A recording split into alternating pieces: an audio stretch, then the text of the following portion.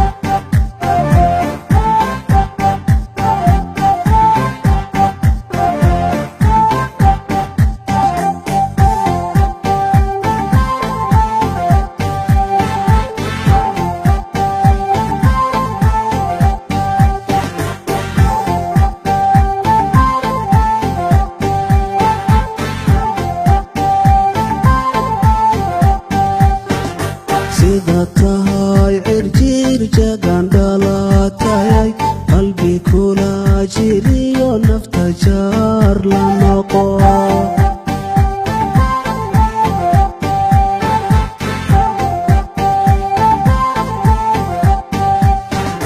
sidatahay cirjir jagan dhalatay qalbi kula jiriyo nafta jaar la noqo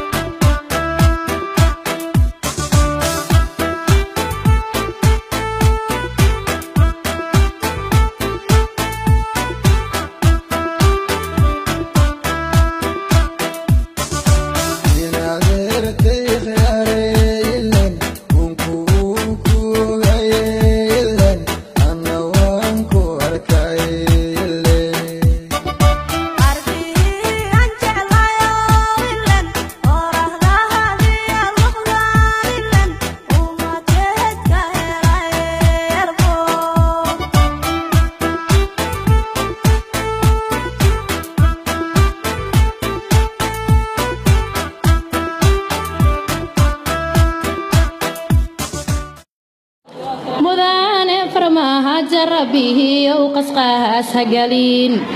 ومدى صومها لكيمه ذي الله بو ودنك صومها لكيده فاعوه واحتروا قبيل كايلوه بيوه هالقرى كديقو أوانكو قانعنيه ربوه وقير كانوا هرسيد فرحسنا هيعاها ومسيحا كارو ودانكي صومها لنبها دونكي بها لهيلي ودانكي صومها لنبها دونكي بها لهيلي هل ياي جيسي بالهارها يوم كاري كارين أناغا إلي يوم مشحارها دين وها ديار عدنا قوله وأنا أقول ليس وليه قاقذا الهمرين بسم الله الرحمن الرحيم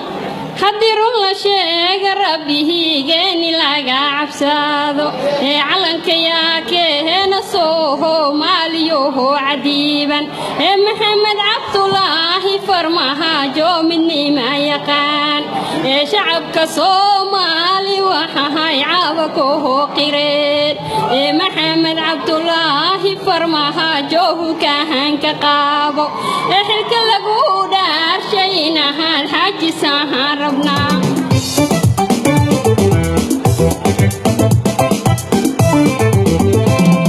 حمار برواقع اللي قناقو يا هاي حتى اللي ضرب حلي ياكو حمباتو حلي هيسا حلي هيسا نخطا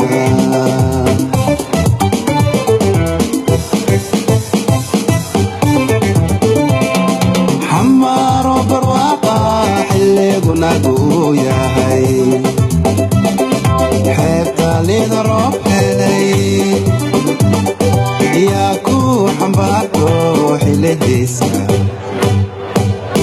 حلي هيسا نخطا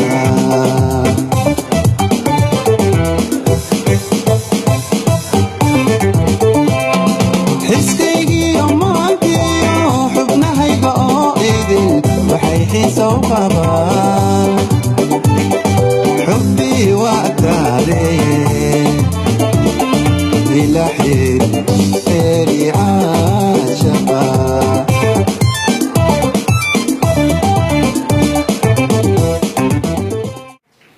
isugu nimid inaan soo dhaweyno oo taageero doorashada madaxweynihii labaad oo la doortay intii adduun weynuhu uu Soomaaliya u aqoonsaday dawlad joogta. waxaan ka filaynaa inuu ilaahay subxaanahu wa tacaala uu awood u geliyo farmaajo inuu daakhilka Soomaaliya inuu hagaajiyo midnimadeedii inuu u soo celiyo. hadda waxaan maqlaynay Soomaaliya toosoy runta markaan idin sheego 40 sano 50 sano ka hor waan jeclaan jiray sababtoo macna ii lahayd maanta macna ima laha because waxaan arkayaa Soomaalida oo isdilaysa oo isbaabiinaysa oo midba kale uu riixayo qabiil uu ku riixayo dhinac kale ku riixayo meeday toosoy isku tiirsada meeday nin Soomaali oo jaamacadda Gahayr ka baxay baa wuxuu ka akhriyay joornaalada in shaqa banaanaatay meelaha ka mid ah waxaa la yidhi qofkii shahaadada nooca haysta ha soo dalbada shaqadii buu dalbaday markuu yimid waxa lagu yidhi shahaadadii la yimid jaamacadaadii u dir shahaadada oo ha soo tiimbarayso ama ha soo saxiixdo ama ha soo tasdiiqiso approval ha soo saarto wuxuu yidhi jaamacada ma lihin oo jaamacaddii aad ka soo baxdaa way dad baa degan waxaa lagu yidhi oo booliis maxay uga saari waayeen wuxuu yidhi booliis ma haysano waxaa lagu yidhi ardayda dugsiyada sare ka soo baxaa xagay galaan wuxuu yidhi dugsiyo sarena ma lihin marka masiibay noqoto ummadda inxidaad iyo baaba halkaa gaadhay dadkii ugu xamaasad yaraayeen arkay waa dadka reer Melbourne aanan ka filahayn waxaan joogay maalintii doorashadu dhacday Soomaaliya Dubai baan nimi way ka sii darnay dadku inta badan farxad darteed ilmaa ka socotay laakiin I don't know inay dadka halkan fadhiya ilmeeyeen farxadaas iyo in kale ilaahayow ninka ugu khayrka badan ee Soomaaliya nala dabaxsantahay ilaahow keen ilaahay waa naga ajiibay wuxuu ina siiyey madaxweyne cusub oo la soo tijaabiyey ilaahayna waxaan uga baryayaa khayr iyo wanaag waxaan rajaynayaa wax kastoo Soomaali ay mataqaanaa u tahay khayr inaad ka shaqaysaan qof kasta ma joogayo waa tagayaa inta aan meesha joogto Soomaali u hiili wax u qabo walaalnimadoodana ka shaqeey ha kala goynin hana ka daraysan u danay ummadda Soomaaliyeed gaar ahaan dadka Melbourne ku nool waxaan leeyahay war Soomaaliya maanta waxay gaartay layd yar ay kala garanayso qofka iyo qabiilka ay kala dooran karaan maanta waxay doorteen nin qabiilku ma dooran Soomaalnimo ku doorteen annaguna aan Soomaalinimo isku raacan haddayna annaga isku raacin dhalinyarada meesha joogto haddii aan looga tagin Soomaalinimo iyo walaalnimo aan uga tagno qaybsanaan wallaahi billaahi tallaahi inaan la arkin Soomaaliyana kuma noqon doonaan aan midowno wax kastana aan ku midowno shartiyaanna ku midowno khayrka aan ku midowno aad iyo aad baa u mahadsantihiin waa salaamaya ana waxaan hooyooyin waxaan kii dhinta qofku ka dhimanayay waxaan kii dhaawacmo ku soo noqonayay waxaan nahay garoob waxaan nahay kuwa ilmihii ka dhinteen waxaan nahay kuwa jeelalka looga jiro waxaan idinka codsanaynaa ragga Soomaaliyeed inaad sida aad ku jirtaan wax ka bedeshaan wadankiina inaad u adeegtaan qabiil meel idima geynayo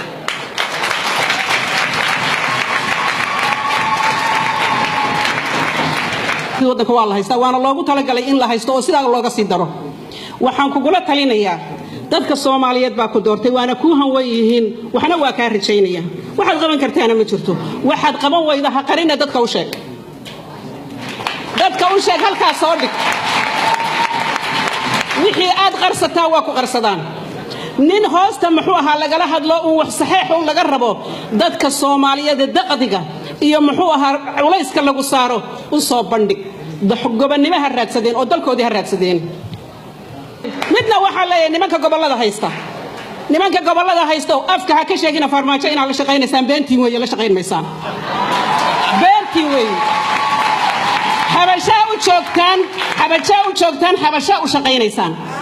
waa tashkiilsan tihiin haddaad ilaahay ka baqaysaan oo run sheegaysaan ka daga meesha is casila dad kale ha loo magacaabo meesha waxba ma qaban kartaana waa la ogyahay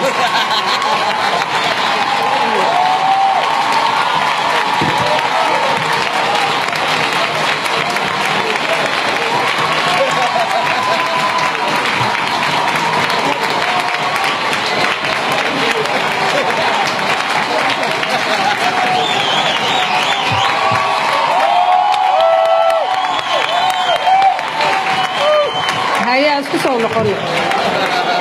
waxaan ku dhashay magaalada Johor ninka dhahayo farmaajo la geeyo waa ninka walaalkay ah waxaan ka rajaynaa Soomaalida dhamaan sida inaan qabiil iska daayno nin kasta gobolka ku dhasho oo magaciisa ku sheegto waraaniga calanku waa faraxsanahay aad iyo aad farmaajaha loo geeyay ani ma dhahay farmaajo ii geeyay sababtoo dad badan hore u tagay qolka cariiri waay marka dadkaas intay ka soo noqonayaan aan suga ka baxda farmaajo ii geeyay markaas aan leeyahay maxamed cabdulaahi farmaajo waxaa keenay Soomaali isu tagtay yar iyo weyn oo aan qabiil ku dhisneen ayaa u banaan baxay ayaga yiraahdeen ninkaana u baahannahay tii xildhibaanadana taasay ka jibaan markii hore mahad weyn waxa iskale ummadda Soomaaliyeed ayaa iskale mahad labaad waxa iskale xildhibaanadii dhageysteen oo ka jawaabeen ummadan waxay rabto u yeeleen oo doorkii labaad tan ka saddexaad intaan loo gudbin farmaajo inuu ku guuleysto ayuuna mahad weyn bay leeyihiin waxaan kaloo hambaliyo u dirayaa labada aqal ee baarlamaanka oo maantay codkii shacabka waxay rabeen doorteen waxay ka madax bannaanayeen gacan shisheeye waa dalabkii shacabka waa ceelkan wadaantaan oo ceelka meel dheer laga soo saaray hadda soo bilaaban ceel 12 baac laga soo baxshay iyadoo fiican oo dhiiqa ku dhicina loo dhiibay waxaan rajaynaynaa inuu hor u sii wado marka waa mahadsantihiin idinkana guul ayaa u rajaynaynaa Soomaalidana waxa laga rabaa sida wax waay madaxweyne kaligiis wax ma taro xildhibaan kaligiis wax ma tari karo waa in gacmaha la qabsadaa oo la taageeraa nabadda horumarka iyo cadaaladda iyo sinaanta ummadda Soomaaliyeed meel walba ay joogto aniga laga bilaabo maanta bishii waxa iga diyaar $100 oo ciidanka xoogga dalka soo lagu xoojinayo bishii $100 $1 maahan $100 aan diyaar u ahay inaan bixiyo xoogayga iyo aqligayga iyo kartideeda iyo xoolahayga waxa iska leh ummadda Soomaaliyeed shacabka Soomaaliyeed ba joogan ayaga diyaar u ahay waxaan rabaa inaan u hambaliyeeyo farmaajo oo dadka Soomaaliyeed oo dhan ay jecel yihiin ninka keenay baa la iloobay Sheekh Shariif Sheekh Axmed ayaan rabaa inaan u hambaliyeeyo sababtoo ah farmaajo dadka waxa baray Sheekh Shariif Sheekh Axmed waana leader Soomaaliyeed asaga xulkiisa soo xulay waxaan rabaa inaan hambaliyo u diro Sheekh Maxamed xalli jiray madaxweynaha dalka hadda xukunka ka degay Xasan Sheekh Maxamuud oo si sharaf leh ku maxalday ku wareejiyay mar labaad waxaan rabaa inaan ku celiyo baarlamaanka Soomaaliyeed heeriyadu way iska rideen oo ahayd inay laaluush qaataan way beeniyeen aad iyo aad bay noo farax galiyeen ilaahay waxaan ka baryay inuu farxiyo xabada iyo qaraxa kuwa idin la daba joogan inuu idin ka qabtaan ilaahay idin ka baryaya ummadda Soomaaliyeed maadaama aad ka farxiseen madaxweyne wadan aan isagu dhaqaalihiisa lahayn ama ila dhaqaalo lahayn xor ma ahan waxaanu leenahay wadanku waa inuu madax bannaanaadaa laakiin yaa bixiya mushaarka wasiiradeenna yaa bixiya mushaarka ciidankeenna yaa bixiya mushaarka baarlamankeenna intaba beesha caalamka ay ka timaadaa waxaan u baahannahay madaxweynuhu in uu aasaaso ama bilaabo ila dhaqaale oo aan uga maarmi karno beesha caalamka markaasaanu taladeenna u madax bannaanaanaynaa walaalayaal Soomaaliya haddaan nahay waa xiisa badan nahay waxbaan inta laba bari ka wax ka siinaan misna maanta dambe jaanta rogan ka dhignaa waa in dawladdan loo dulqaataa oo laga warsugaa oo la samraa sad hela waa in la samraa oo laga warsugaa oo laga salgaaraa yaa fudeedkaan iska dayno dawladdana shacab la'aan ma shaqayn karto shacabka hadduusan askari noqon oo waardiye noqon oo cashuurta bixin oo asaga uusan wadankiisa ilaalsan ninka la yiraahdo farmaajo waxa ma qaban kara kaligiis baalihii ku duulayay waa shacabka Soomaaliyeed dawladda ha garab istaageen dal iyo dabad meesha ay joogaan askarteena anagu aan dhisano biilkoodii lacagtooda iyo aan bixino mushaarkooda aan baxsano waxaan u hambaleynayaa madaxweynaha cusub ee farmaajo soo dhawow baanu leenahay ilaaha weyna waaxidka ah inaad dadka xaqa ku hagtid ayaan rajaynaynaa ilaahay idinkii waan ku sugaynay wax badan waxaan ahay dadkii soo qaban qaabiyay xafladan anigii koox kale oo dhalinyaro ah oo Soomaaliyeed Soomaalinimo ahaan wax urur iyo waxaas kumaana waxaynin Soomaalinimo ku sameynay Soomaalinimo ummadda Soomaalida magaalada nala joogta aan ugu dignay والله waxay ahayd ba alxamdulillaah rabbil caalamiin si fiican inoogu dhacday waxaan halkan noogu soo gabagaboobay xafladii koobaad oo lagu qabto Australia Melbourne ayaan caaw ku qabanay dad badan ayaa ka soo qayb galay aad iyo aad ayaan ugu faraxsanahay waxaan u hambalyeynaa dawladda uu hogaaminayo Maxamed Cabdullaahi Farmaajo waxaan leenahay kii guuleystay Ilaahay ka dhigo dawladana tii guuleystay Ilaahay ka dhigo iyo dawlad waxtar leh aad baan Soomaalida Melbourne ku nool iyo dadka martida ku ahaa ee gobolada kale ka yimid aan ugu mahad celinaynaa sida sharafta leh ee ay nagala qayb qaateen adigoo madaalaana sida wanaagsan ee u daadihisay aad iyo aad baan kaaga mahad celinaynaa dhalinyaro badbaanta iyo jiibtiil walaray inta laysu soo baxay way guuruhu daryaamaane walaray goobile la bururay yaa waana iyo wacdi wacan yaqaan oo wariya warka nabadda yaa waana iyo wacdi wacan yaqaan